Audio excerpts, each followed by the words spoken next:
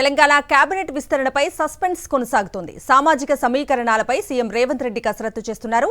High command నుంచి పిలుపు వస్తేనే సీఎం రేవంత్ రెడ్డి ఢిల్లీకి వెళ్లే అవకాశం ఉంది. మరోవైపు గవర్నర్ చెన్నైకి వెళ్లిపోయారు.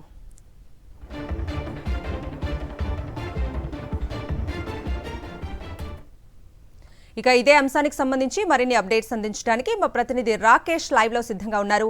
రాకేష్, చెప్పండి, తెలంగాణ కేబినెట్ విస్తరణపై ఎప్పటి వరకు క్లారిటీ వచ్చే అవకాశం ఉంది? సీఎం రేవంత్ రెడ్డి ఢిల్లీ పర్యటన ముగించుకుని హైదరాబాద్ వచ్చిన తర్వాత త్వరలోనే క్యాబినెట్ విస్తరణ ఉంటుందంటూ కూడా జోరుగా ఊహాగానాలు వస్తాయి. నిజానికి రేపు ఉంటుందంటూ కూడా ప్రచారం జరిగింది. కానీ ఇప్పటివరకు ఆ పరిస్థితి కనిపించట్లేదు. ఇంకా సస్పెన్స్ కొనసాగుతూనే ఉంది. ముఖ్యంగా క్యాబినెట్లో తీసుకోవాల్సిన 6 మంత్రులకు సంబంధించి ఇంకా సామాజిక సమీకరణ విషయంలో కసరత్తు కొనసాగుతున్నట్టుగా తెలుస్తోంది. పలువురు నేతల అభిప్రాయాలను సీఎం తీసుకుంటున్నట్టుగా తెలుస్తోంది. ఈరోజు ఢిల్లీ వెళ్తారని అందరూ చర్చించినప్పటికీ ఢిల్లీ పైన లేనన్నది స్పష్టంగా అర్థమవుతుంది.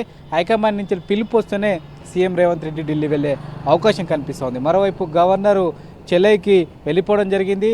రేపు లేదా ఈరోజు ఉండే అవకాశం లేదు. ఇక జూలై 6కు ముందే ఈ క్యాబినెట్ ఉంటుందని పార్టీ నేతలు కొంతమంది భావించినప్పటికీ అవకాశం లేదనేది స్పష్టంగా అర్థమవుతోంది. ముఖ్యంగా పీసీసీ అధ్యక్షుడు ఎంపిక, అలాగే క్యాబినెట్లో తీసుకోవాల్సిన 6 మంత్రులకు సంబంధించి ఒకదానికి ఒకటి ముడిపడి ఉండడం, సామాజిక సమీకరణ నేపథ్యంలో పీసీసీ ఎవరికైతే ఇస్తారో వారిని బేస్ చేసుకుని మిగతా 6కి వివిధ సామాజిక వర్గాలకు ప్రాధాన్యత ఇవ్వాలని సీఎం రేవంత్ రెడ్డి భావిస్తున్నారు. అందుకోసమే పీసీసీని ఫస్ట్ తేల్చిన తర్వాత క్యాబినెట్కి సంబంధించి కసరత్తును పూర్తి చేసే అవకాశం కనిపిస్తుంది. దీని విషయంలో ఏఐసీసీ పీసీసీ విషయంలో నిర్ణయం తీసుకున్న తర్వాత తన క్యాబినెట్ కూర్పుపై స్పష్టత ఇస్తానంటూ కూడా తన సన్నిహితుల నేత దగ్గర సీఎం రేవంత్ రెడ్డి చెప్తున్నట్టుగా తెలుస్తోంది. అంటే దాదాపుగా మరికొంత ఆలస్యం అయ్యే అవకాశం కనిపిస్తూ ఉంది.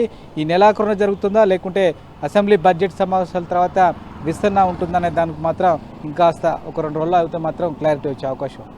Right Rakesh, thank you.